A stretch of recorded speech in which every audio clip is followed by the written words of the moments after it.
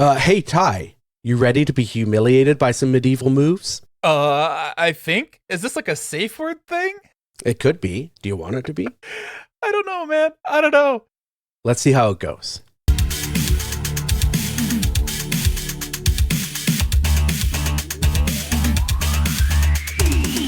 You've got FunFactor, two old gamers reviewing old video game magazine reviews. I'm Ty Shalter, he's Aidan Moher, and we're two professional writers who grew up loving the video games and video game magazines of the 1980s, 1990s, and 2000s. Every episode, we take a critical look back on the games media that, for better and for worse, inspired us to do what we do. First, go to funfactorpod.com.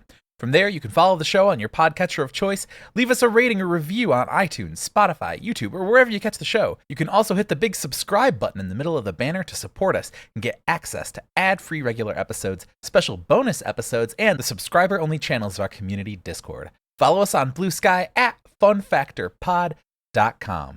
Today, we're going to be talking about a magazine that's special to me. It's no exaggeration to say that I wouldn't have the career today, certainly wouldn't be co-hosting this podcast about old video game magazines with you if it weren't for having my childhood nose buried deep in any gaming magazine I could get my hands on. But whenever I dig through the banker's box of old issues sitting behind me right now, most of them are a blur of memories. They kind of merge into the singular homogenized experience of gaming mags. They might bring back an era, Super Nintendo, PlayStation, or even sort of the glory years of EGM and 1UP, but I don't remember distinct issues. That said, every so often, I pull one out of the stack and that cover immediately sends me on a journey to a specific time and place. And today's issue is one of those for me. I'm wondering though, Ty, do you have any standout core memories of specific magazine issues or a feature or a review that sort of lives inside of you even today? Yeah, I mean, I don't know that we'd be doing this if I didn't have that at least a little bit, but you say that, and I think Next Gen number 4 was the first issue, the Next Generation magazine, because it was big. It had this weird spaceship on the cover that was Silicon graphics generated. It was Ultra 64, everything we know about it. And it was this super thick, super wide, square printed magazine with this super glossy touch cover. It was laminated, right? Everything about it was so cool and fancy and special in a way that I hadn't seen in any video game magazine before. And I just immediately wanted to grab it and devour it. And it just made me feel so cool for reading it and so smart for reading it. And that was just, and that combination of the imagery and the tactile feel of whoa, and then Next Generation and Nintendo. What if I'm holding a stupid controller and then controlling that thing on my TV in real time? I just couldn't even imagine it.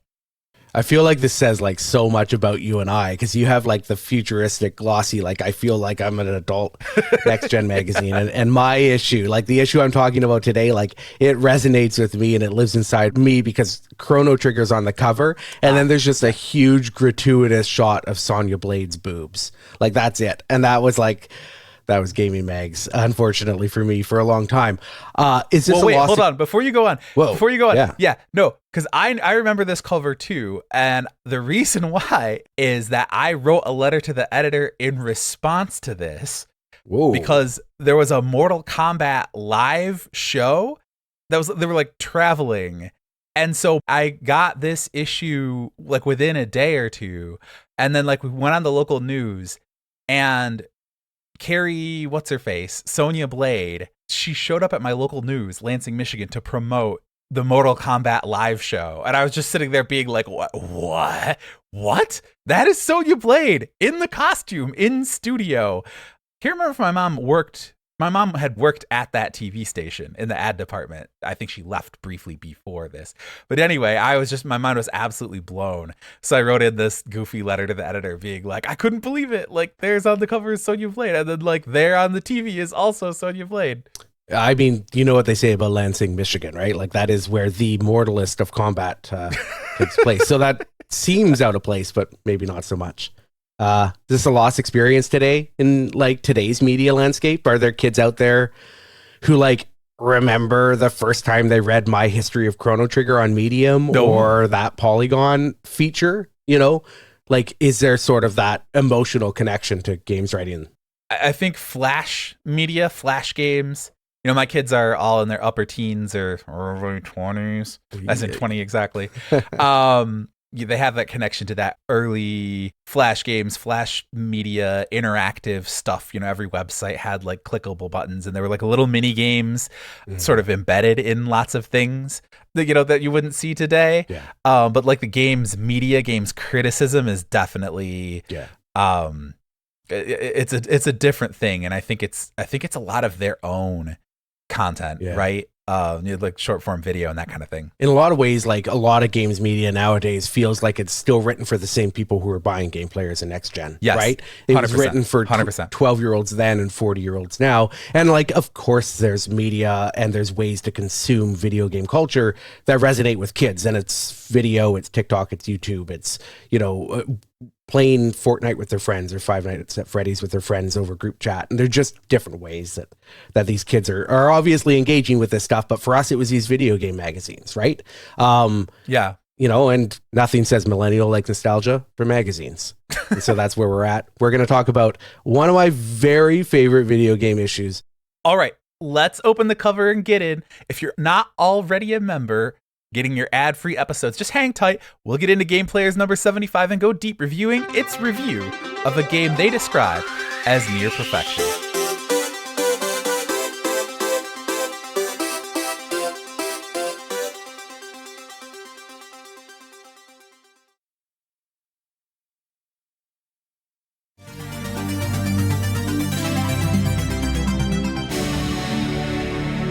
Welcome back to FunFactor, where two old gamers review old video game magazine reviews. Of course, we want you to review us. Do we get a full 5.0 in FunFactor? Leave us a review on Apple Podcasts, and we'll read the best, funniest, kindest, and most entertaining ones on the air. So, what's the deal with Game Players? There's a million magazines from this era. Game Players was one of the big ones, and they all sort of had their own little vibe. As much as I look back on, 2000 era Electronic Gaming Monthly, as it was sort of launching into what became One Up as the golden age of gaming magazines, my like real true preteen love was Game Players. I talk a lot about growing up on a small island and how that sort of like informed my experience with video games, whether that's, having to go buy video games and then wait hours to get home to play them, or having to wait, weeks before we could get off the island to get a new game. But video game magazines were a huge part of that too. We would quote unquote go to town to get groceries. And so I would go with my parents, my mom. We'd go grocery shopping. We might have a 2-hour chunk of time before we get home from the grocery store, because we're loading up, we're driving, through town to the ferry, waiting for the ferry, on the ferry, driving home. And so, like any sane parent would do, my mom would usually let me go over to the magazine section, the book section at the bookstore or at the grocery store, and pick up a magazine for the ferry ride home. Gave her a little bit of peace and quiet, and also sort of fed the beast for me. Game Players is usually what came home with me. And I remember it very viscerally, but when I'm looking through my collection of gaming mags, that era of my life, 12 to 15 is just like a ton of Game Players with a little bit of Game Fan, a little bit of Game Pro, little bit of EGM sprinkled in there, but it was mostly Game Players. And I just feel like it's really emblematic of that era of gaming magazine, because it's full of like bright, cluttered layouts with like an enormous number of screenshots. It had writing that felt grown up to me at 12 without feeling inaccessible. It didn't feel highbrow. It didn't feel like what you were saying about next gen. It still felt like people talking to me as a 12-year-old, but also felt like it took the medium seriously, where some of the other game magazines didn't always. And even some of the writers and Game Players didn't always seem to take video games seriously as a medium, but Game Players straddled that line. They had big, Sonya Blade boobs on the cover, but then also sort of dug a little deeper into some of the games than maybe Game Pro did. But on the flip side, there was also this one writer named Bill Donahue, who seemed like he was like literally grown in a lab to appeal to 12-year-old boys. I liked it at the time. He makes me laugh now. What did you think of Game Players back in the day, Ty? 100% the same for me. I'm actually surprised, because you've talked, in the past when we've talked about this, you talked about EGM and, some of those others. Game Players was always it for me. I actually, my mom was a single mom from when I was 1. And, in first grade, we had magazines in the little elementary school library. I talked her into subscribing to Sports Illustrated for me, which was like $80 in 1987 or whatever a year, like absolutely huge expense. And then in third grade, I got Game Player's Guide to Nintendo Games. So I was reading Game Players hardcore from, third, fourth grade on. And that was absolutely my jam as well. And I, both loved it and didn't, because like for the same thing, it was like, they had some of the most weird and juvenile things in there, but they also had really good criticism, really good writing, and put a lot of effort into features. And I think they also some of their reviewers really kind of saw games the way that I saw games, when they took an approach to like, oh, we're going to prioritize like gameplay, right? Yeah. Versus like just presentation, or didn't spare any critique for licensed games or anything like that. There's a lot of aspects, and constantly complaining about the fact that we didn't get Japanese RPGs here or Japanese games. So many great games were being released in Japan, but not here. That's something I was really sensitive to, partially because they were giving me that info. And I think a lot of other magazines in, 95, 94, 95, 96 were still just kind of looking at the American market and going, well, this is what we get. Yeah. Not reaching outside, not doing, doing an like a journalism, right? They should be looking at what else is out there and bringing these stories that aren't just kind of PR like regurgitations. I don't think, and we'll get a little bit more into this later, but I don't think it's a surprise, like listening to you talk about this, that the editor-in-chief, Chris Slate, has like gone on to have like a very long career in the media, and now he's with Nintendo as a senior manager of corporate communications. And I think that that's the sign of somebody who understood why it's important to talk about video games in a way that is, taken seriously and recognizes the worth that they have culturally. We're looking at, so if it's not clear, Game Players, number 75 from September 1995. It's volume 8, number 9, 117 pages, which is like a decent number, but Game Players was also not as like chock-a-block full as some of its competitors. Like you look at something like EGM from around that time, it might have 300 pages, but like 260 of them are ads. So Game Players was a little more focused that way, like it wasn't quite, didn't have the catalog feel that some of the other magazines had at the time. We've got 21 full game reviews in this issue, which is pretty nice. There's 73 capsule reviews. So these are smaller reviews, single paragraph, laid out in a grid over 3 pages, looking back at older games. So like, they recognize that not everybody could get every issue, but they still wanted somebody to know that they gave Earthbound, a good score or whatever. Sure. But because they presented this way, it also goes to show you that like in September 1995, like there was such a huge spread of game consoles available. 10 systems reviewed for in this issue, which is remarkable. I think how many systems do we have? We have the Nintendo Switch, we have the PlayStation 5, and I think Xbox, like Microsoft put out an Xbox at some point in the past 5 or 10 years. I think there's an Xbox. Yeah. So like we're at 2.5 consoles, and back then 10. Now we've got the Super Nintendo, we got the PlayStation, the Genesis, the Game Boy. There's the Game Gear, 32X, Sega CD. We've got the Atari Jaguar, which, it was a thing. Sega Saturn, which is one of my all-time favorite consoles, but it's North American, performance was not something to be admired. And then the cream of the crop, the 3DO, which was,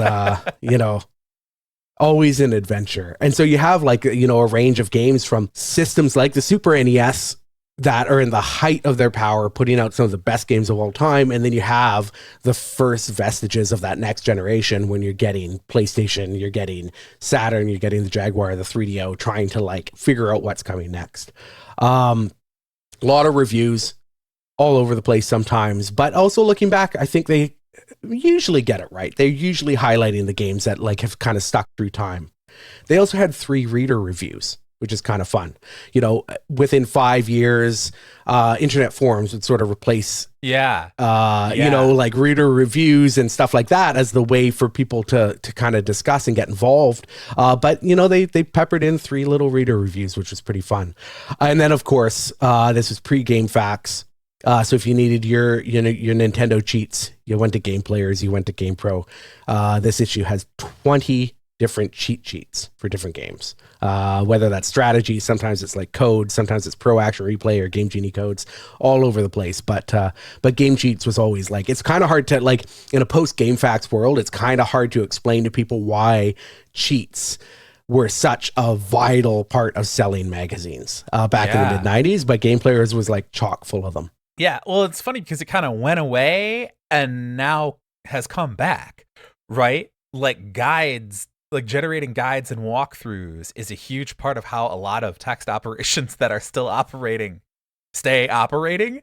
You know, well, like it's like the one thing that like AI can't really like impede, because AI can't play through Skyrim yet. Right? Like it can't play through Avowed. So you need those humans who are doing that. Now, once one person writes a guide, then the AI can start doing its thing. But a human has to like create that content at first. And that's why I think we're back to a place where that's a major part of like quote unquote games journalism for a lot of people. It was a little easier to just print the codes that, you know, the publisher sent you back in the day. Well, and I didn't even, was that even transparent to you? Because to me, I always was like, wow, like somebody's sitting there like figuring out all these codes, or like, you know, because we're still young enough that I think it'd be rumors on the playground mixed with somebody saw cheats from one place, and because you'd have these magazines would print a list of codes, and then some would have some and some would have others, and then others you'd try, and like this doesn't work, or like we didn't know maybe that the publisher was sending them in. But it turns out they only work in certain screens or only work in certain modes, and none of that information was there. It was just, you know, triangle, circle, triangle, start, select. Okay, all right, cool. Put in that code. Yeah.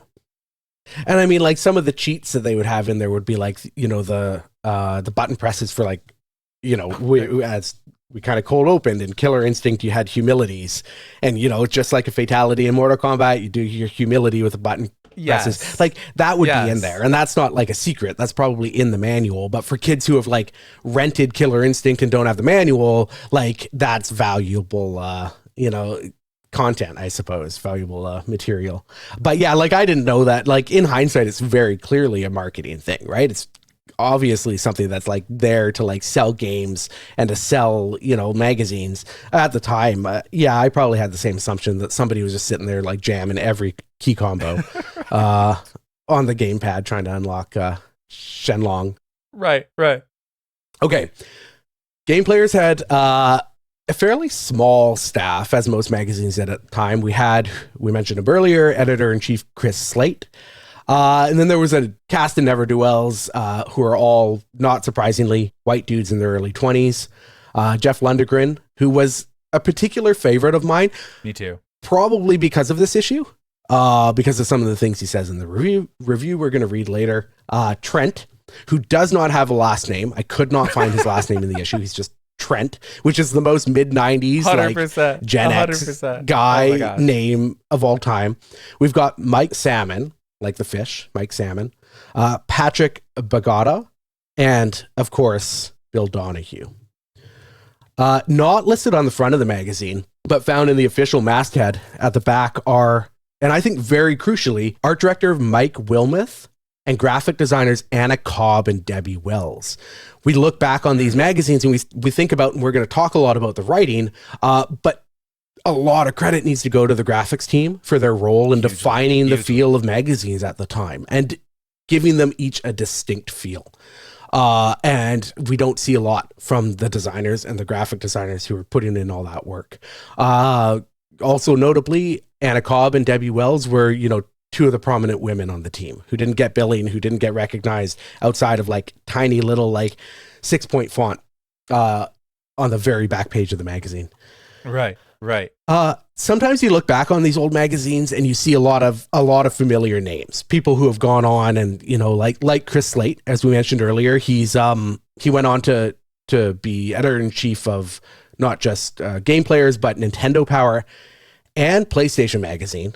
The rest of the masthead, there's not a lot of those, like, you know, you look at some of the EGM issues back in the day, or you look at, you know, something like Game Fan, where you have people like Molly Patterson, who are still like very visible in gaming culture. I didn't recognize a lot of the names from game players outside of Bill Donahue, who, again, I think he was created in a lab to write for 12-year-old boys, and then maybe ceased to exist. Yeah, and I think he returned there too. Did he? Okay, yeah. Looking him up a few times. I can see that. But yeah, so, you know, it was a great. They had a great voice at the time, and that worked for them. I don't know what happened to the rest of the crew. The thing that, like, really, I was looking through this, I was flipping through this, and, you know, when I was 12 at the time, this felt like a bunch of adults who knew what they were talking about. Now I look at this, and, like, Chris Slate's letter from the editor profile picture, like, he looks like he's 18 years old. Like, he was a kid running a magazine with a bunch of other kids to write about video games for younger kids. And that really stood out to me here. He had his, you know, mid-90s goatee, you know, that he had probably very proudly grown out for the first time. And he was, you know, doing God's work, bringing us Chrono Trigger reviews. I want to start flipping through this magazine. All right, let's do it.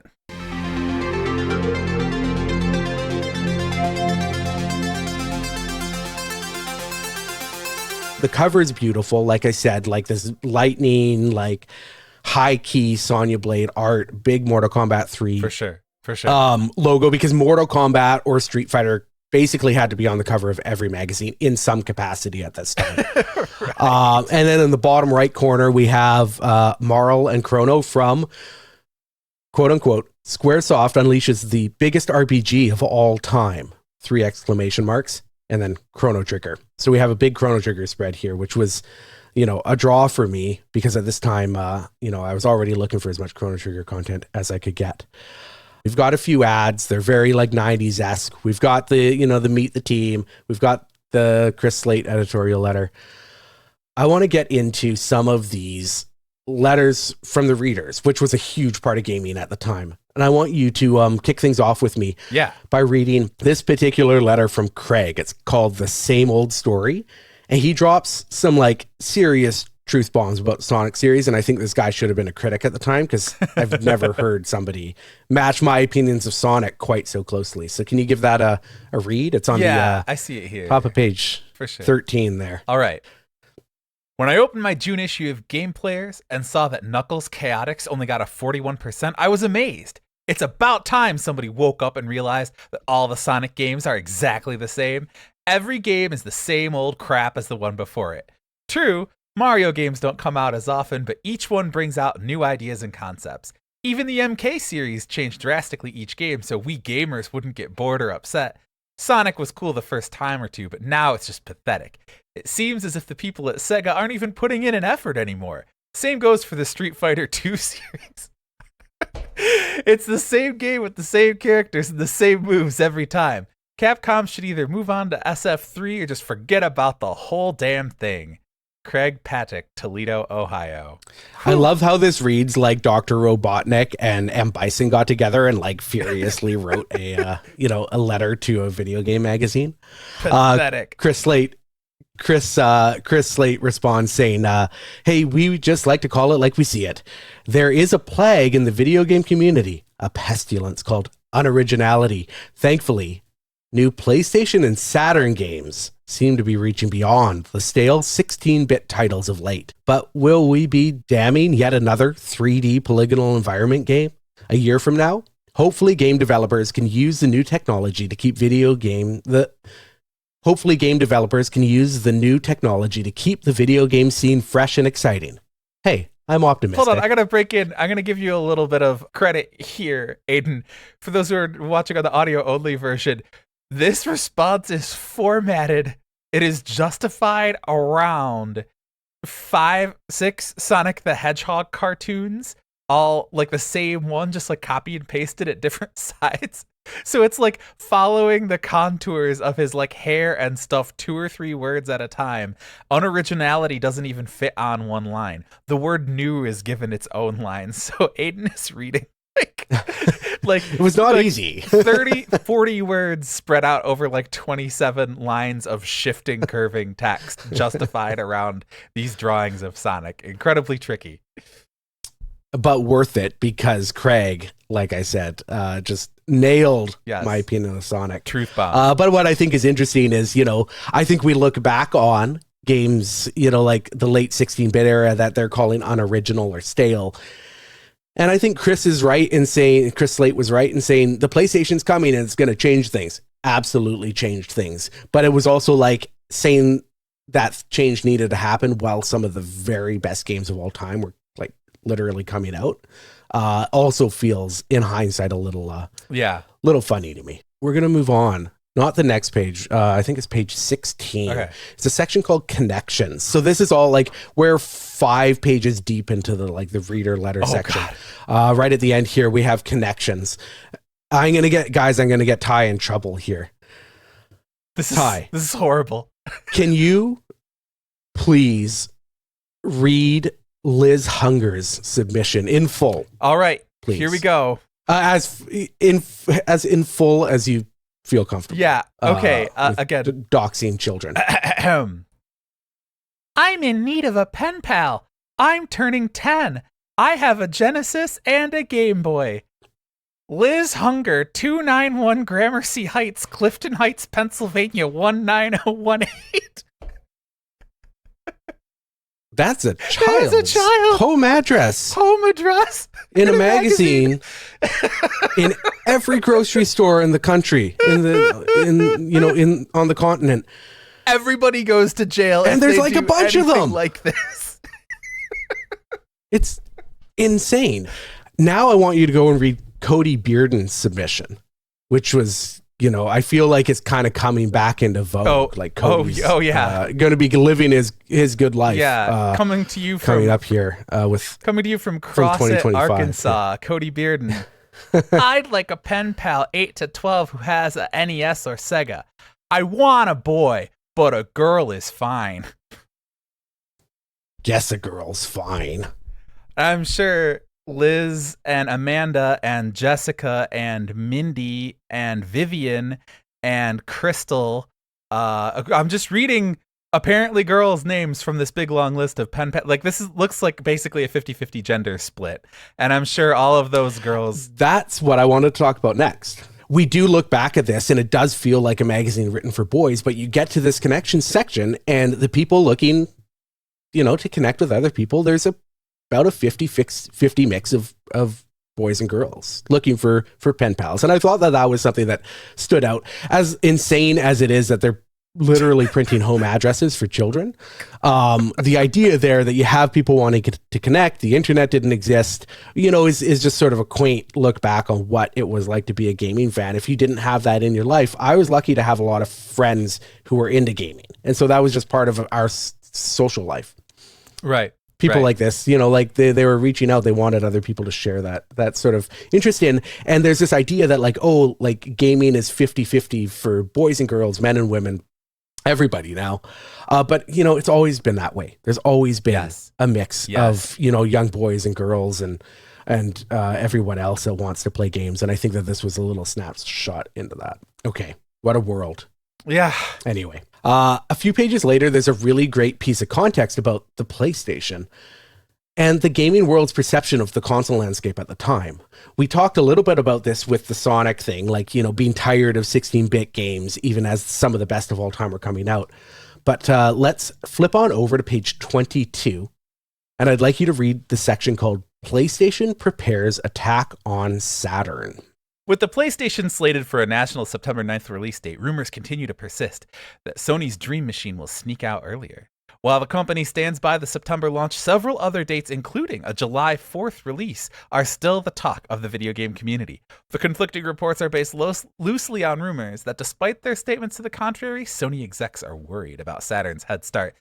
Still, it's very unlikely that Sony will quote-unquote pull a Sega because of the bad feelings many smaller distributors and retailers have towards Sega being left out of their surprise May launch. Sony will reportedly sell the PlayStation to retailers for $329 and give them Ridge Racer to help offset the hardware losses. Retailers are encouraged to sell the PlayStation for $299, Toys R Us included. There will be no pack-in for the PlayStation. The machine will instead come packaged with a demo disc, much like Sega's Choice Cuts disc, that features playable samples from a handful of titles. Word is Sony is currently working on its, quote, ultimate game machine, unquote, that will incorporate DVD technology, parenthesis, a new standard compression technology that allows you to put movies onto a CD, close parenthesis. Other news to come out of the Sony camp includes the Seattle-based Virtual I.O. company, who may produce exclusive virtual-esque peripherals for the PlayStation. We'll let you know as soon as we get any more hot information. I don't know what the last bit's all about, but I love how virtual has just always been a buzzword, right? It's always just about something out of reach. This is fascinating to me for a few reasons.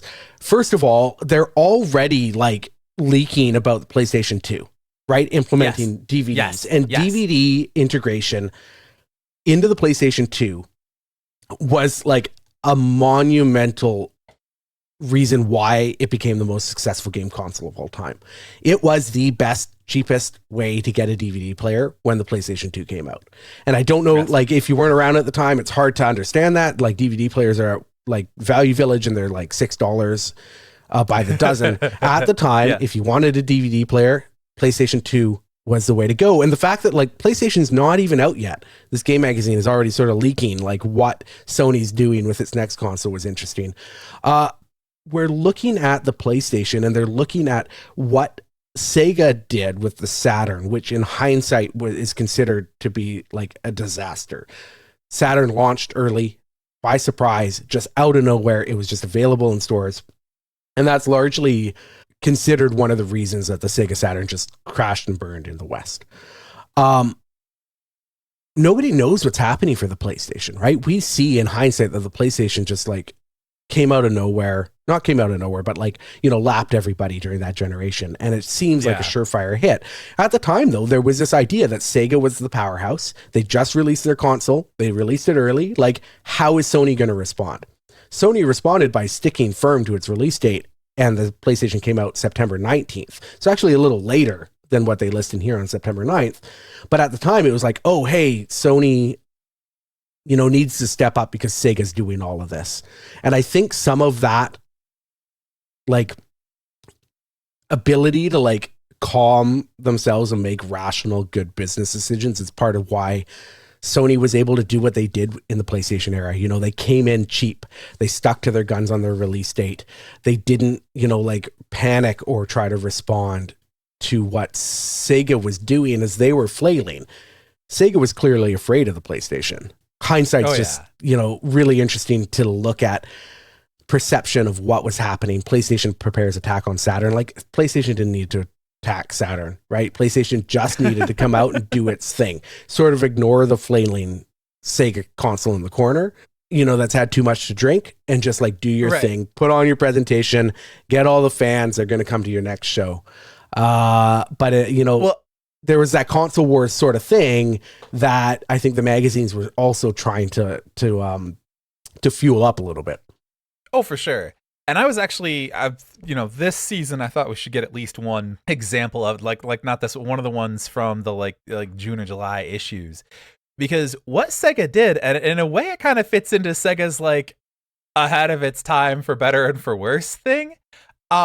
Because what they basically did is the Steve Jobs thing, where it was, I don't know if it was CES or E3, whichever one, in May, and they're presenting and all the journos are there and everybody's writing this down. They're getting ready for their big Saturn is coming stories. And they did the and it's out now. What? What do you mean it's out now? And they'd stealth dropped it at Toys R Us's and put a street date on it. And they're, this is going to be incredible. Okay. Well, then all those journos went home and wrote their stories. But the magazines were already in the pipeline, right? So maybe they got a little, what? Saturn release? on the cover or snuck in somewhere, but those magazines were already written. So it's like 2-3 months later that magazines start hitting the shelves like, hey, the Saturn is out now. Go buy it. Here's reviews for launch titles. So like the Saturn had hit the street, and like most people either didn't know or saw commercials and what, this wasn't supposed to come out till fall. And like kids needed time to save up money for that stuff, right? So you had a bunch of kids who were probably excited about the Saturn, and they needed their $300 and they had 80 so far. And so, they were sitting there like, well, I guess it's out, but I can't get it. Like, it's just an insane business decision in hindsight. Yes. Before we get on to the meat of the this episode and the review, I want to flip the page, just one page over. We've got the hit lists. And this is where game players would walk through top 10 lists, readers' top 10, their own, top 10 from the UK, and then top 10 from Japan. There's a few things I want to read through here. Oh, I want to look at the readers' top 10 with the, just with the caveat. Remember that they were complaining about the 16-bit era being like done and boring. Their top 10, this was pre-PlayStation. Saturn had just come out. So to be fair, it's going to be full of a lot of 16-bit games. But like, look at these games. Number one game, Final Fantasy III on the Super NES. Yeah. From Squaresoft. That game was like, by September of 1995, that game was a year and a half old in the United States. Like, it had come out in April of 1994. And so like, it goes to like, now games are like such flash in the pan experiences. Like, you got to get it while it's super hot. And then the next game comes out, and that's where the online discourse moves, right? Unless they're like the forever games like Fortnite. But like Final Fantasy III succeeded because it just lasted and existed for 18 months until the PlayStation came out. It's number one like a year and a half after its release, which is like, that's pretty wild to me. But you know what? I need to check the US release date. I might be thinking of the... Okay, so the April 1994 was the Japanese release date. October 1994 was the North American release date. So still I was off by a few months. Yeah. You're still looking at a year. It's a year old, right? Like, and it's the number one video game on their reader charts, which is pretty cool. Number two, Killer Instinct. Then you've got Donkey Kong Country, NBA Jam, Secret of Mana, which was a 1993 game.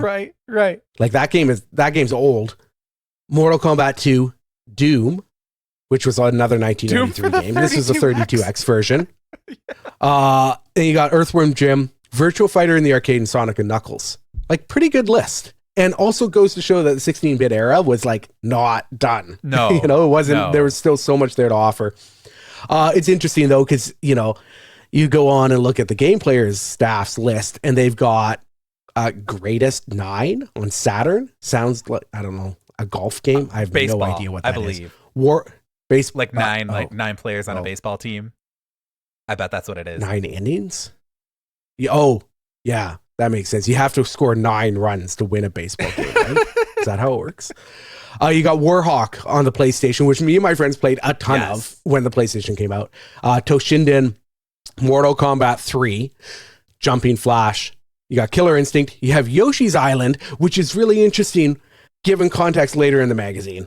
Okay. This is number 7 on their top 10 list. Okay. Notably, another game from this issue, Chrono Trigger, not on their top 10 list. Interesting. Destruction Derby, Super Bomberman 2, Mario Clash on the Virtual Boy.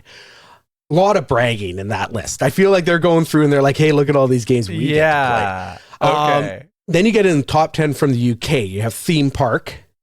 Okay. You have Brian Lara Cricket on the Genesis. I'm skipping a few here, but Brian Lara Cricket at number 2. Number 4, you have Rugby World Cup 95. Number 5, FIFA Soccer 95. Then you have Super International Cricket. You have Superstar Soccer. And then you have World Cup USA 94. Half the list is cricket and soccer games, which I like. Maybe that was the thing in the UK at the time. I don't know. Yeah. But now the top 10 from Japan, this one's good. It's got Chrono Trigger at number 2. Excellent. It has, what else is on there that I really like? Jumping Flash, which was on the editor list. Donkey Kong Country at number 9. Number 10 for the PC Engine from NEC. In parentheses, women's wrestling. Just called women's wrestling, in parentheses. Is that? Yeah. Is that? I don't know. I have questions about why that's I in don't know. parentheses. I've got questions too. And where is this data from? Yeah. Like there's nothing here that tells us where this data is from. It seems a little sus. So anyway, top 10 games at the time. We've got Final Fantasy 3. We've got Killer Instinct, Chrono Trigger, Greatest 9. We've got Super International Cricket, Doom, and Women's Wrestling. What a time to be alive. Oh my gosh. We're going to flip our way through to the actual review, which we'll get to in a second. But there's, like, this is one of the first times on one of the pages they have a section called Anime Surfing. There is a screenshot of a website. Oh, yeah. The Anime Picture Archive. Oh, sure. Which I'm sure we can all kind of imagine what that was being used for. But it is a photograph of a website with a web browser, Netscape. You've got some URLs in there. Netscape. That's not even 3. That's like Netscape 2. No, that's like, wow. Yeah, it's early Netscape. Yeah. I was going to point out earlier, Aidan, the only email address they had in the letter writing section, they had an email address. It was Jeff Lundgren's personal email address. So if you want to send us an email, it's like jfflucky@netcom.com. Yeah. It's like, okay, all right, sure. That's the official Game Player's email address. There you go. Jeff was ahead of his email in 1995 is pretty impressive. Yeah. Then we've got a bunch of previews for Mortal Kombat 3 Warhawk. Let's see some other, we've got some other pretty heavy hitters. Crazy Ivan, Strawl for the 3DO. You remember Strawl? Yeah, no. You don't. No. Do you? No. Lunar Eternal Blue, a Sega CD game. So this is on the eve of the PlayStation coming out. I played Lunar Eternal Blue via the remake on PlayStation about 5 years later, but we have a preview for Lunar Eternal Blue on Sega CD, which is relevant. It's getting a remake, remaster this year as well. So, that was the bread and butter of what's coming out? Like, what should I keep my eye on as we go forward? Well, hey, we're going to go forward and back and forward and back and forward and back in time with Game Players number 75's review of Chrono Trigger. Stick around when we get back right here on Fun Factor.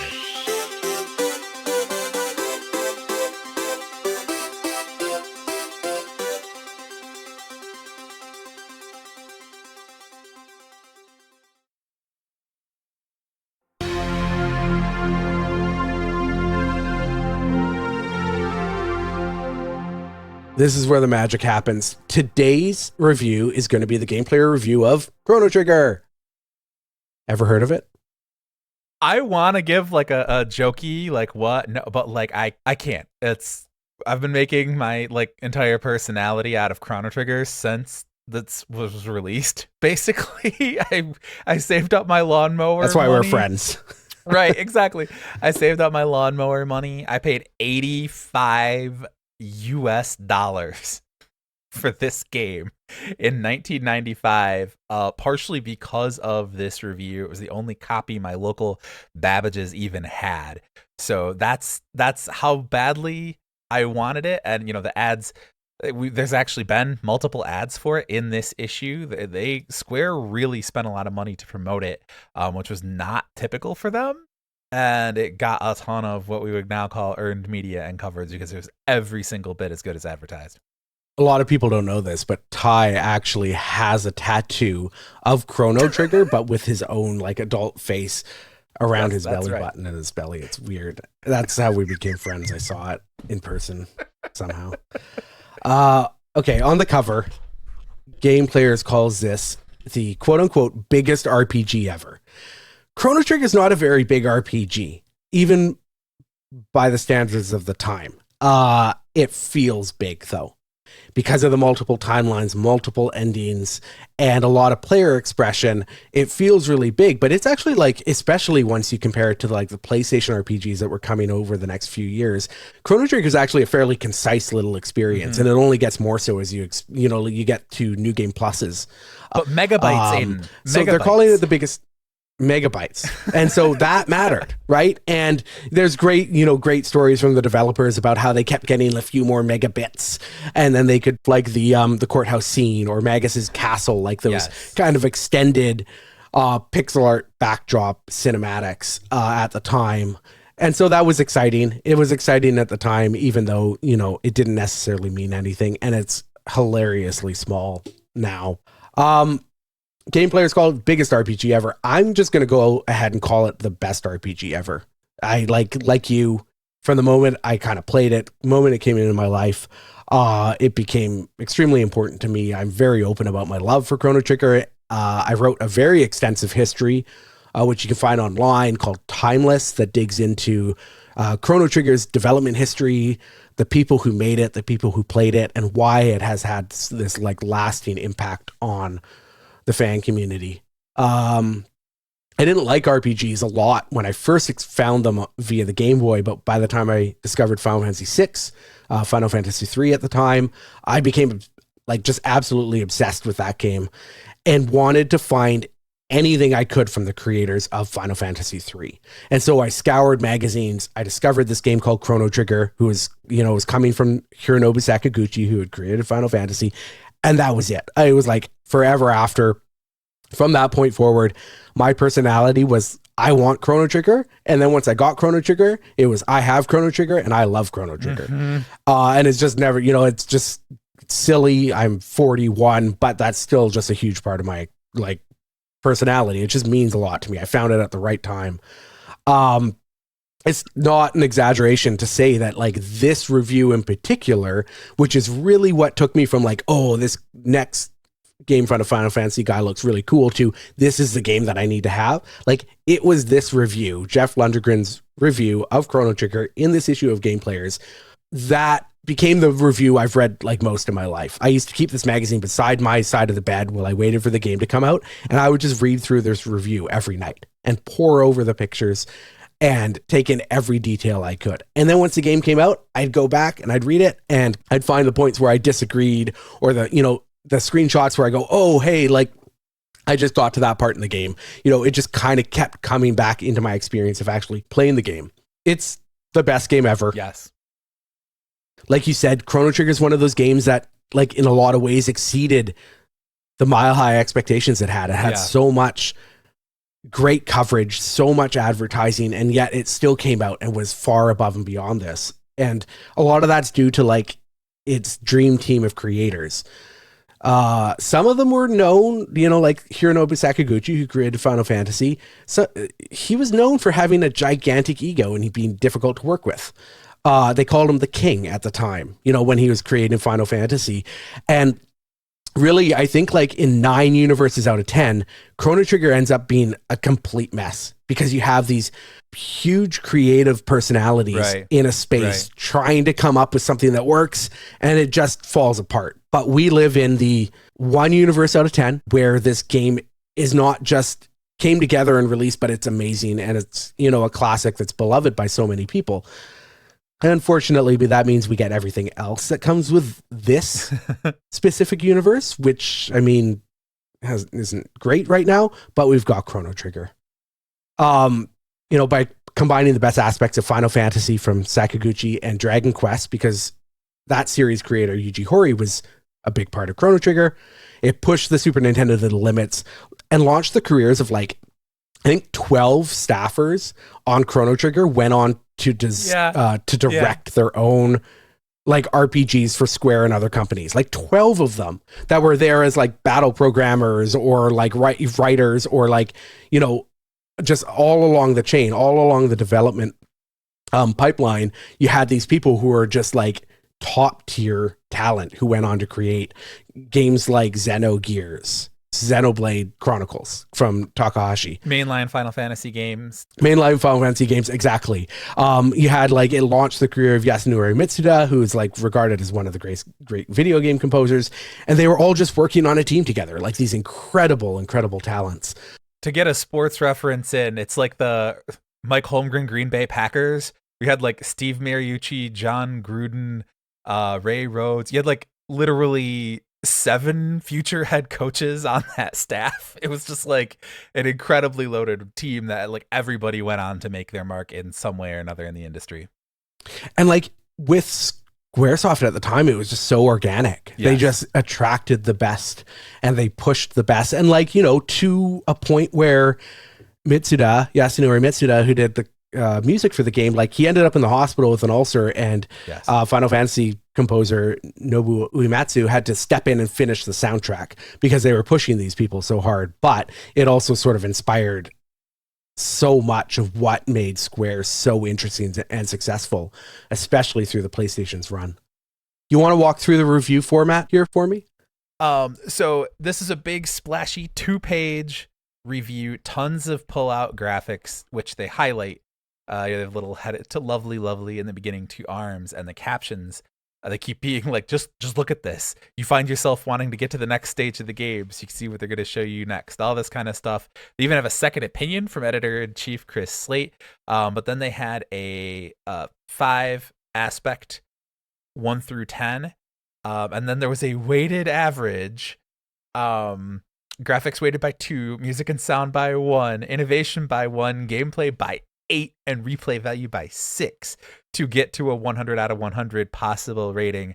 Chrono Trigger here gets 95%, 10s in graphics, 10s, and they get 2 bullet points, like an up and a down, or up and up, or down and the down. They managed to find 3 down points overall. This rubric, this format, I think served really well, and it helped me, when I was a kid, like reading this, really go, this is what do I like? What do I value? Do I value innovation? Do I value gameplay? Replay value is really important for me because, hey, games were unbelievably expensive. Inflation from this very time to now is about double US dollars, right? So I paid $85. Yeah, in this review, Chrono Trigger is listed as $79.99 US dollars at the time, which is more than a game costs now. Imagine paying $160 for Baldur's Gate 3, because that's what you're looking at. Worth it. Right? I think. Right. But yeah. Yeah, so I mean, they had this system that was fairly well explained at the beginning of the review section. You have weighted different sections, replay value, gameplay. Then that breaks down to the overall score. And the way game players sets out their overall score is 100% is a flawless game, 90% is excellent, 75% is very good, 60% is good, 50% so-so, and 30% is total crap with 3 exclamation marks. So like really bad, like super crap. So, what we're looking at here is just that classic 3 to 10 scale, right? Yeah. I don't remember ever seeing a 100% flawless in game players, but maybe it exists. Chrono Trigger did not quite get there at 95%. But I do like that they sort of have a more mathematical format where they're breaking down the different ways people are approaching these games. But at the same time, some people might look at games that don't necessarily rely on replay value, or graphics were becoming especially important to games as there was more experimentation in the 32-bit area, and their underweighting of graphics might have been something of note at the time.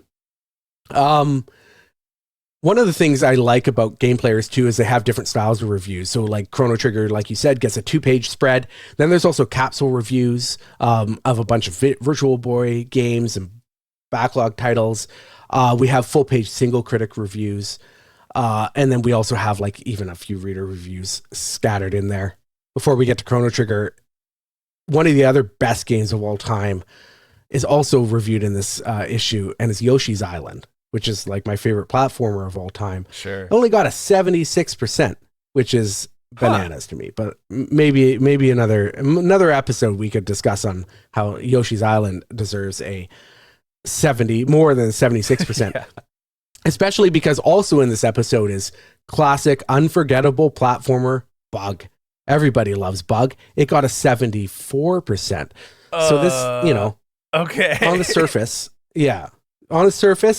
it looks like they're saying that Yoshi's Island and Bug are about the same, right? 76 for Yoshi's Island, 74 for Bug. But this is where their scoring rubric comes in, because 75% is a cutoff for very good. So Yoshi's Island squeezes in with a very good, Bug, middling good review. So I feel like all order is restored.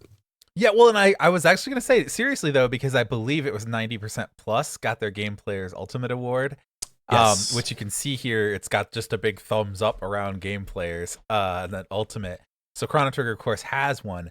I feel like, no research, top of my head right now, I feel like I saw both 89s and 90 or 91s that felt manipulated to give it or not give it the Ultimate Award on, like, again, I say manipulated, but like this is their thing, right? Like they went, hey, we gave it this, and this. The weighted average came out to 90.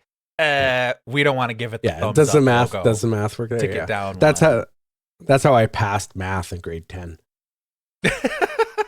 The averages did not add up, but that's all I'm saying, to 51% or whatever I needed to pass and not fail. Okay, let's get to the good stuff here.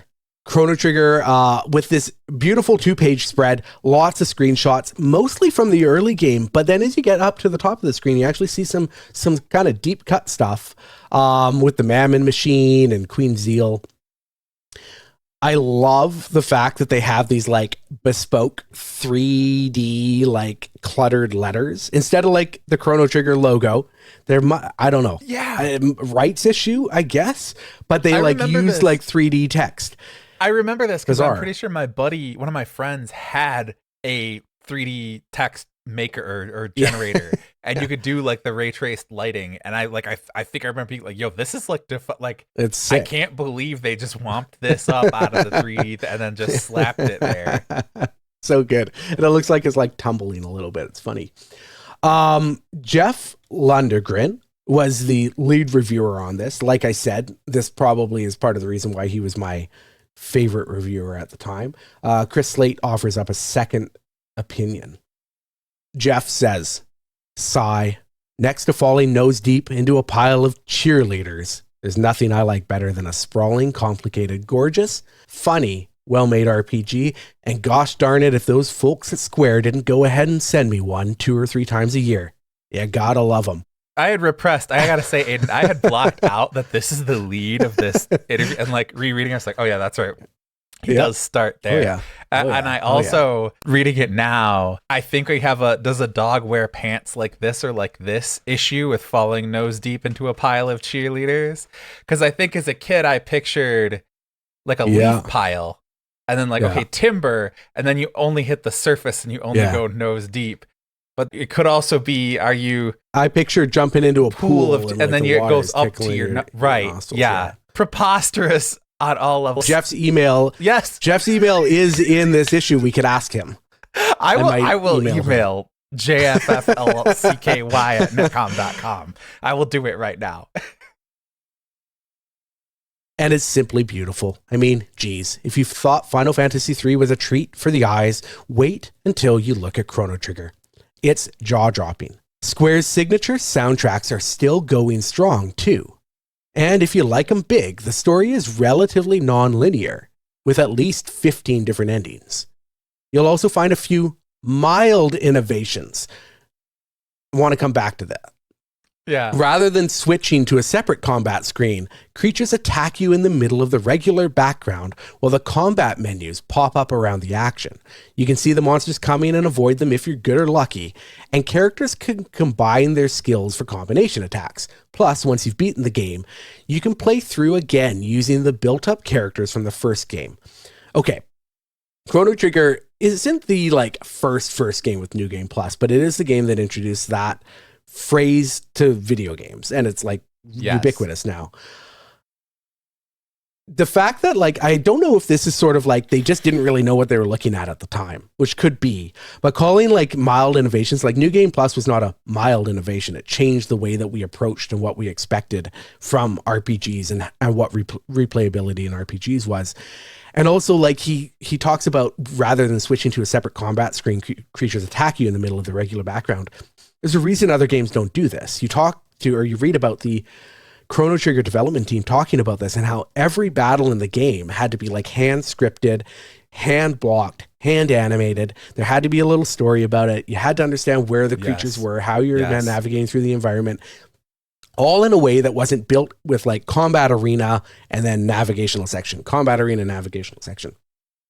It was an astronomical undertaking that didn't exist really before, hasn't really existed since, even in Chrono Trigger's sequel, because the amount and the volume of work that goes into it, and the fact that they were willing to bite that off tells me that like it's not a mild innovation so much as it is something that was, you know, so far ahead of its time, so ambitious that, you know, nothing else since has really attempted to do something similar. And when they have, like there was a game called Black Sigil on the Nintendo DS, which tried the same thing.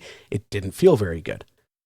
Because navigating around like the environments in combat was really hard, and it's a tough thing to pull off. And I don't know if Jeff was just sort of not realizing how monumental the task of building those battles were, or how much New Game Plus would change video games and RPGs. But, you know, calling those mild innovations was, you know, a big standout for me. But anyway, rant over. The only downside, this is Jeff again, the only downside is that the story is a little light. It's sketchy on character development, at least for a lot of its running time. And since very little of what goes on seems to matter much to the characters, I found myself following along without being as evolved as I was in, say, Final Fantasy III. Of course, a thin story for a Square title would be plenty of story for nearly anyone else, so maybe I'm just being a little picky there. I don't think he is. I think that's fairly fair. Like, Chrono Trigger's story is very archetypical. Yes. Like it deals in archetypes and like meta story. It doesn't have a lot of like, you know, there's stuff like Luca and her mom. Marl, I think, has some really interesting like parts of her personality that come through her agency. Obviously, like Magus and his sister, but you know, for the most part, it doesn't go as deep as something like Final Fantasy III. And so I think Jeff was right at the time, right? I don't think he was being unfair. I think it has a very just different type of story than Final Fantasy III. And I want to jump in and say, I agree. It is an archetypal. Everything about this was meant to be best in class, best of. It's like, it's every step of the way. It's one of these, but it's the best one of these. And I think the achievement of Chrono Trigger, maybe above and beyond everything else, is how tightly plotted it is. Where, you know, in a lot of RPGs at this time, and even throughout the 32-bit generation, you had this like great first 5 minutes, great first hour, great first couple of hours where it's beat, you know, tightly plotted. Oh, here's the boy, here's the girl, here's the kingdom, you know, oh, here's the great evil, go get it, you know. And then you step out into the overworld and it's like, what direction's the next town? Okay, I guess that's over here. Are the enemies getting harder? Because if they are, that means I'm going the right way. You know, and this is like the first 8 to 10 hours are like boom, boom, boom. And you can still go, you can still wander. You can still go, you know, as soon as you leave Chrono's house, you can go to Pore. You can go all over the place and wander. But like, the game is always telling you, here's where you need to go next. And it's always very obvious where that is. And then you go there and it's like boom, boom, boom, boom, boom. Story, beat, and you want to keep your foot on the pedal of the accelerator. And there's no other game that was doing that narratively at the time. And it's still something a lot of RPGs struggle with, to give you something that grabs you and propels you and doesn't stop propelling you. Yeah. And I think that RPGs went the opposite direction, starting with the PlayStation, where they started like, you know, getting more systems focused, getting more, you know, interested in long run times, even if that meant, you know, building scaffolding around a story that didn't necessarily need it and required more time, whether that was through, you know, like quests that don't necessarily feel like they're diversions or they're like roadblocks to get back onto the main plot. Chrono Trigger's main plot all the way through, like every little beat, even the side stories end up feeding back into the main plot. And that's just a different type of story than what Final Fantasy III was trying to make at the time, right? Yes. Jeff concludes that the bottom line is that this is a must-have for RPG fanatics and dabblers alike. Stop reading, go out, and buy it. And I think he's right. And I think Chrono Trigger is and remains one of the absolute best console RPGs for newcomers, if somebody wants to try something in that mold. And it has obviously held up over time for like hardcore dedicated fans as one of the sort of most, like, anytime you ask somebody their favorite RPG or video game, like there's a pretty good chance they're going to say Chrono Trigger as much as any other game. And so, I think overall Jeff was pretty spot on. I think he was a little, he could have gone a little harder on the innovations the game had, but otherwise I think he was right there. Yeah. You want to read yeah, sure. I'll go ahead. The second opinion, again, editor-in-chief Chris Slate, and man, it's so tough that this review, we both talk about how influential it was and how much it made us go buy a game that was then so influential to us as, gamers and creators, storytellers, and then both of them basically lead with exactly the kind of dumb sexism that we disliked so much about gaming magazines in general, and that I forget a lot of times. But so Chris Slate, can Squaresoft do anything wrong? I mean, look at the track record: Secret of Mana, Breath of Fire, Final Fantasy 2 and 3. It's an RPGer's wet dream. Ugh.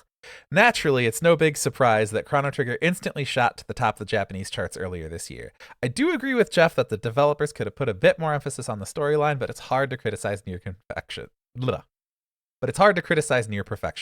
graphics are beautiful, the interface is slick, and the gameplay is just plain fun. It's RPGs like this that will eventually win over the mainstream. And that's a point I wanted to touch on just a little bit here. This game, as big as it was and as heavily marketed as it was, and again, these magazines from this era are full of 1 and 2 page Chrono Trigger ads. It was marketed. This is still considered a niche genre. Fans of it were still weird, and it's still not as big as this game was within its little world. It took magazines like this and critics like this pushing like this is the best stuff on the play. There's like 6 different points in these 2 pages where it goes, this is as good as it gets for 16-bit. 16-bit, 256 color graphics. Like, do not get better than this.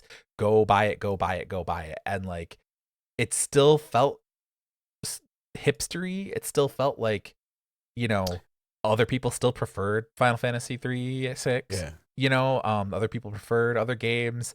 I felt like a weirdo for being like, Chrono Trigger, still the best, still my favorite. For years, and it really felt like that sort of like not survivor bias, but there's something about that experience of going, I felt like I was one of a small handful of people that was all out for this game in 1995 and immediately declared it the best ever and maintained from then until now this is the best ever, or at least the best of its genre. And now you're a Lions fan, right?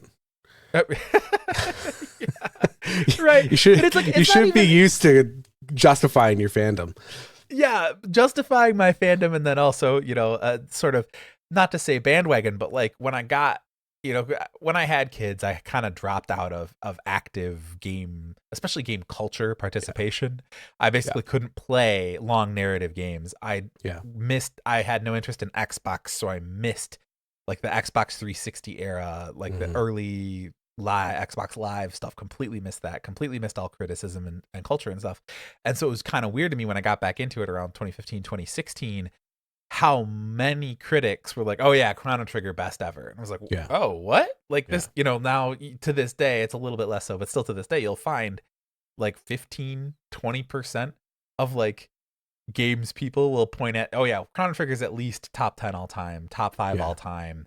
And it's both, but then again, looking at this, it's like there's a reason why that this was bigger than we thought, and there's a reason why that the critics at the time, they were all giving it 95s and 10s and ultimates and game of the year even at the time.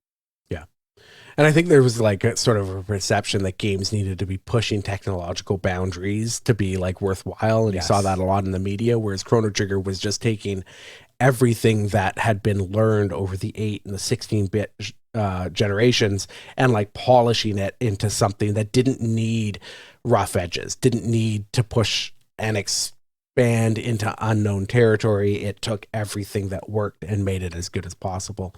And like I do also like Chrono Trigger wasn't like the game. It didn't have nearly, for me and my friends, like it did not have nearly the impact that Final Fantasy VII did, where we were all playing it at the same time, trading tips, comparing progress, talking about it endlessly. Like, you know, I find it strange. One of my friends recently has been bringing up Chrono Trigger as like one of the best games ever. And it's exactly what you're describing. I'm like, I didn't even know you played Chrono Trigger back in the day. And not to be like, oh, you know, like I knew about Chrono Trigger before everybody, but I was like, oh, like it's really interesting that there is almost sort of this like hindsight for people who can sort of recognize what it was trying to do instead of maybe what they thought they wanted from games at the time. Like contextualizing through hindsight is always interesting. Yeah. My friend group did have that, but partly because I was so like maniacally evangelizing for it. Yeah. And then when people got around to it, you know, and I say got around to it, you know, it was like within weeks, within months, you know, everybody had it.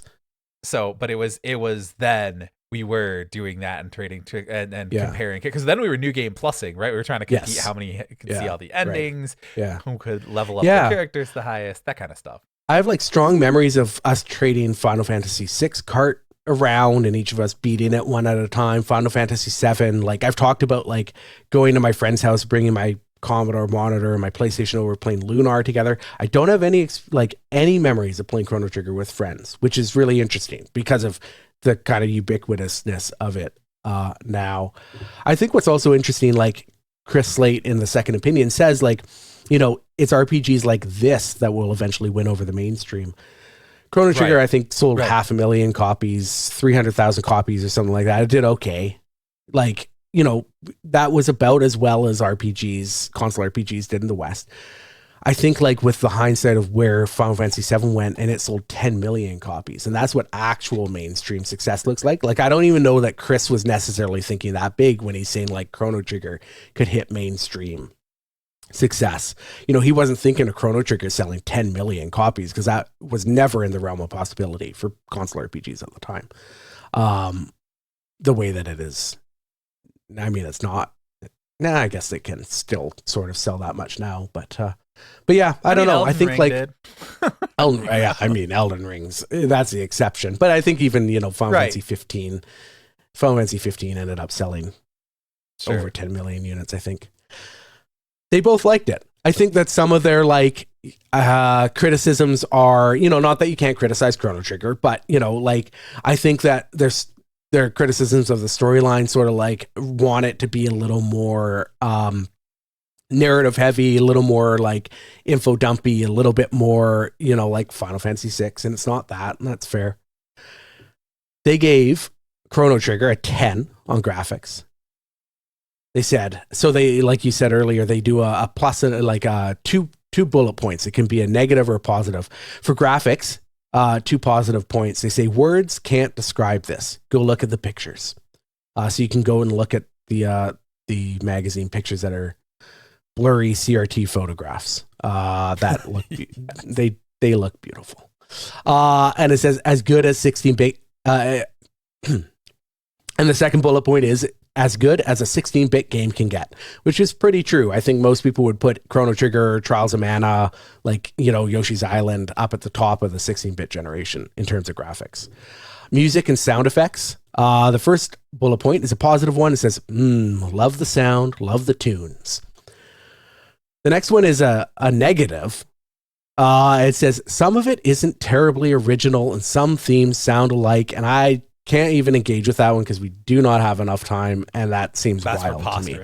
Like, preposterous. I don't know what to say about that, because I think that Chrono Trigger, again, like, it's well regarded for having like a wide ranging and unique soundtrack on the Super Nintendo. Like, the idea that it's not original and that it sounds too samey is like, you look at like the soundtrack, the songs across the different eras, you look at the character themes, like you take Frog's theme, put it up against Robo's theme, put it up against like, you know, Magus's theme. Like, anyway, crazy. Innovation. A positive point is there is a new combat system. I guess so. Downside is it's the same old RPG walking around, which is kind of true, but it's also like structurally, it's so different than every other RPG on the market at the time. Like with the timelines bopping around, like, I don't know. Anyway, gameplay, 10 out of 10. You're going to have a good time, period. Get it? Time period.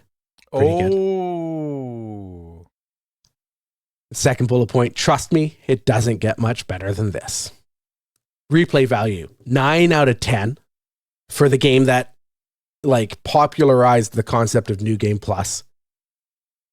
15 endings? Damn, there goes my vacation. Maybe Jeff's not like nose diving into cheerleaders because he takes holidays to play through Chrono Trigger 15 times. Yeah. The negative bullet point here is characters are sort of light, so you might not care to try. I could talk about Chrono Trigger all day. One of the things that I think is really interesting about its New Game Plus is that the first time around you're playing an RPG. The second time around it becomes like a narrative adventure game because you don't have to worry about combat. You're not worrying about gear. You're just going through the story. And I don't think the characters are the point. I think, as we talked about earlier, sort of the like the archetypes and the themes and the world as a character and a story is what you're there for. It's a good score. I could quibble with their specific categories, but yeah, I think they accurately put a cap on what Chrono Trigger was at the time. And I think hindsight changes the way that we perceive some of this stuff. But, from Jeff's original review to Chris's kind of follow up, besides the like, the weird 90s jokes, they're a pretty good read on where Chrono Trigger was strong and where, if it does have weaknesses, where they are. And whether those are subjective or not is kind of up to the reader, I think. Yeah, I concur. Largely, I think, again, yeah, innovation, because there is a lot of innovation. It's not just like a new combat system. There's within that combat system, not only is it real time, not only does it pop up around, you have these really easy menus, you also have stuff like dual techs, right? Like the different combinations of different characters, the fact that different combinations of characters in different scenes get you different dialogue. There's a ton of depth and replayability. Positioning elements too, like position in battle matters, like all of those little things. Yes. Like if enemies walk into a line and you have a line spell, or you can hitting the first character closest to you with a line spell is not helpful, targeting the farthest one and waiting for them to get into fields, that kind of stuff. There was a ton of innovation in that, and I don't think it gets quite enough credit for that. But at the same time, it's the same old RPG walking around is like, I mean, it's both risable. I mean, number one, there's a mode 7 racing game, mini game. Right. There's like an F-Zero section with like the worst rubber band physics I've ever played. Or most egregious, I should say. Yeah. But it's also like, it's if you don't like RPGs, right? If you're a console gamer at this time, if you're 14 years old and you've not played RPGs, or you've played an RPG and didn't like it, it's going to be hard to convince you just from this text that it's something different. So I can see that, but overall, I think they pretty much nailed it. And again, I think for me, the story and the writing pulled so hard, and it's so much more about the world and the just all the little twists and turns of like, if you leave something here in 680 a game, you go back in 1000 AD and it's there and it's 400 years older, right? Stuff like that. There's tons of little touches throughout that like make you think in a way that your brain has not been trained to think by RPGs or video games in general. So I think Chrono Trigger was cooking on every different possible level, and I think the other thing is that we have a bias. They're fighting not just a bias towards newness, but also a bias towards grown-upiness, right? And seriousness and grittiness and edginess that we see throughout all of these magazines at this time, right? And the fact that this is such a youthful, hopeful, upper middle grade, lower YA story.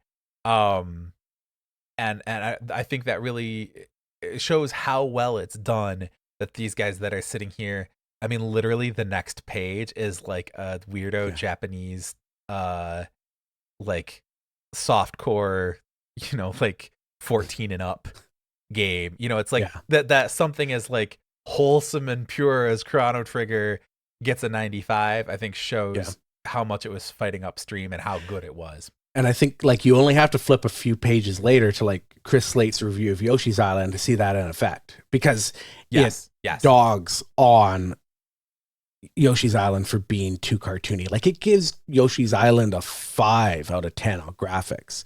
And the first bullet point is, quote unquote, this game looks like a first generation Super NES title. And like, once again, like Yoshi's Island, the fact that like they could kind of hold that against it, I think is recognition of exactly what you're talking about. Like gaming was in such a transitional period at that time. And the kids who grew up with the Super Nintendo were now young adults and they were looking for something different and something more. Right. And I think that you can see that in sort of the tension and the friction between, games that are built in the style of the 16-bit and the 8-bit before it. And then stuff that, was like pushing boundaries or trying new things or experimenting in spaces that hadn't been, like explored before in gaming that don't hold up very well. But at the time they seemed exciting. Right. Right. Whereas I think everybody would rather go back and play Street Fighter 2 Turbo than they would Battle Arena Toshinden. Right. Right. Sure. Sure. And so it's just a fascinating time. And I think that this is why I wanted to look at this issue, because we're at a moment in time where like there's that war for attention with the newcomer coming in, promising to do new things with Sony PlayStation. And how does that impact the way that games like Yoshi's Island or Chrono Trigger are treated fairly at the time? And how has that perception changed with 25 years of hindsight, 30 years of hindsight now at this point? All right, so Aidan, you want to come up with the metric? What is your review of their review? My review of the review is, oh my gosh, okay. Just give me a sec to, give me a sec to think about this and then get my screen back. Okay, so my review, we're going to use Chrono Trigger's favorite currency, silver points. Oh, yes. All right. I'm going to give this review 7 silver points out of 10.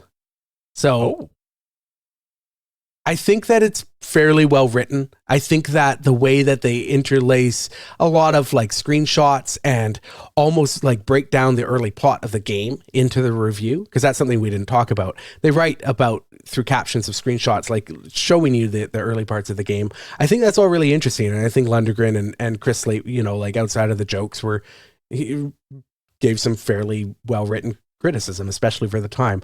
I think they just didn't have the context to understand some of the things that Chrono Trigger was doing and how that would have an impact on games to come. And so I'm going to knock them points, a fair number of points, because I think they missed some pretty big things.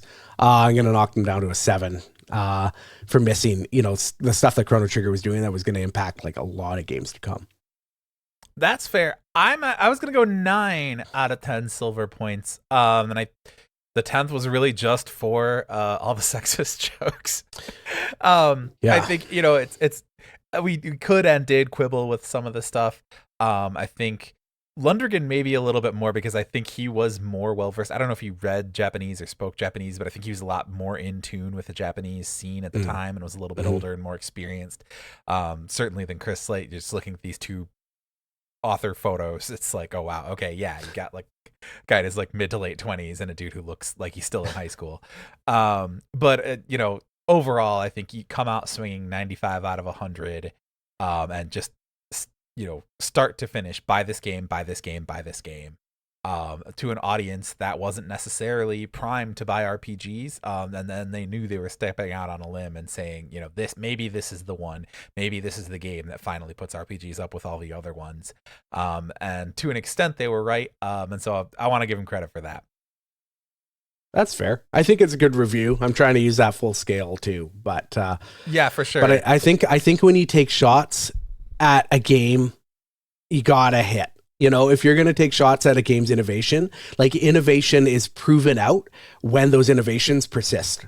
And if you're going to take 100%. shots at a game's innovation and then 30 years later, the things that game innovated on are standards in the genre, or they were so hard to pull off that nobody else will do them. Like, to me, right.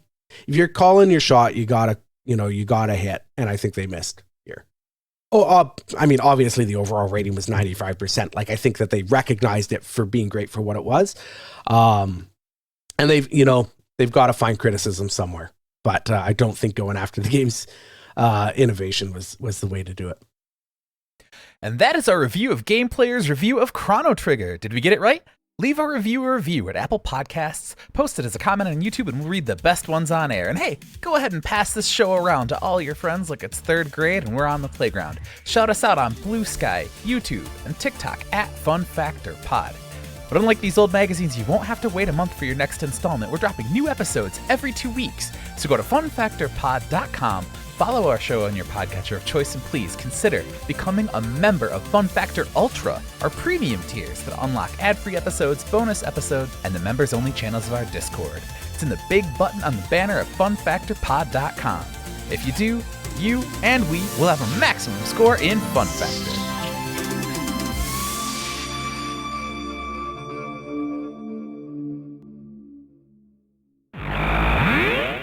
With the PlayStation slated for a national September 9th release date, rumors continue to persist that Sony's Dream Machine will sneak out earlier. While the company stands by the September launch... Hold on 1 second.